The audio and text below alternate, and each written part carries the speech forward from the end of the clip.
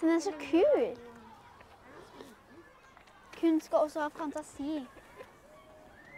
Det är en stor ring och så är det sån små. Det är så solsystemer, skjønner du? Det er alle planetene, og det er liksom sola. Jeg er så glad.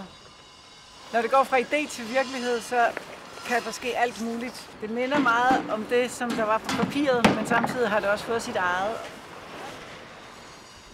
Ude i baggrunden her kan I se en meteorsten, der er landet i skolen. En meteorsten er jo en stykke stjerne, som er kommet ud af sin kredsløb, som er stukket af, og den har besluttet sig til at lande lige her i Fjellhammer. Den har taget hele vores solsystem med. Jeg håber, at man kan lege på den, har lyst til at lege på den. Jeg håber, man har lyst til at hoppe fra sten til sten, fra meteor til meteor.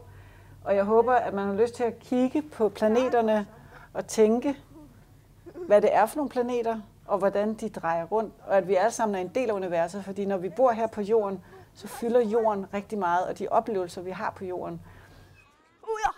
Men i virkeligheden, det der er vores menneskekrop, det kommer af stjernestøv.